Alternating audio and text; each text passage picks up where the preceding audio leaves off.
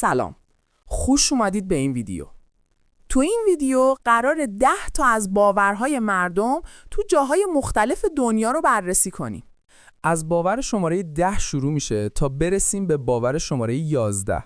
لطفاً همین الان ویدیو رو لایک کنید و اگه از این نوع ویدیوها خوشتون میاد ما رو سابسکرایب کنید. شماره 10. عطسه در ژاپن. در فرهنگ ژاپن وقتی کسی عطسه میزنه معمولاً به این معنی تعبیر میشه که یک نفر داره پشت سر اون حرف میزنه. جالب اینجاست که حتی تعداد عطسه ها هم معنای متفاوت دارن. یک عطسه کسی خوب دربارت حرف میزنه. 2 عطسه بدگویی و غیبت. 3 عطسه مربوط به عشق و رابطه. 4 عطسه نشانه بیماری. شماره 9. ترس از عدد 4. چین و شرق آسیا. توی فرهنگ چین، ژاپن، کره و سنگاپور عدد 4 خیلی نحسه چون تلفظش خیلی شبیه کلمه مرگه. هنوز هم تو خیلی از ساختمونا طبقه 4 حذف میشه. اتاق شماره 4 نمیذارن. شماره تلفن یا ماشین با 4 بدشانسی محسوب میشه. این باور انقدر ریشه داره که حتی روی قیمت خونه‌ها و ارزش املاک تأثیر میذاره. شماره 8. چشم زخم در خاورمیانه. چشم زخم یکی از قدیمی‌ترین خرافات بشر بوده. مردم باور دارند که حسادت و نگاه منفی دیگران انرژی بد وارد زندگی میکنه. برای همین تو کشورهایی مثل ترکیه، ایران، یونان و هند از چیزهایی مثل مهره آبی چشم نظر، آویزها و نقاشیها استفاده میشه تا انرژی منفی دفع شه. شماره 7. کفش پرت کردن. کشورهای عربی.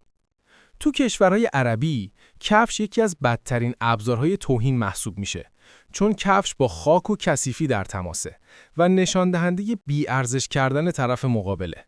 این باور تا امروز ادامه داشته و معروفترین نمونه اونم پرت کردن کفش به سمت جورج بوش بود. شماره 6. سوت زدن داخل خونه. ترکیه. تو ترکیه و بعضی کشورهای آسیایی میگن سوت زدن داخل خونه بدشانسی یا ورود شیاطین رو به همراه داره. بعضی خانواده‌ها حتی اگر بچه تو خونه سوت بزنه فوراً تذکر میدن بهش. جالب اینجاست که مردم باور داشتن سوت ارواح و نیروهای ماورایی رو صدا میزنه. شماره 5. شکستن آینه. این باور تقریباً جهانیه، اما تو ترکیه و اروپا خیلی جدی‌تر بوده. تو گذشته گفته میشد آینه فقط تصویر نیست، بلکه بخشی از روح انسان رو بازتاب میده. وقتی آینه میشکنه یعنی روح آسیب دیده و انسان باید مدتها بدشانسی بکشه تا تعادل انرژی دوباره درست بشه.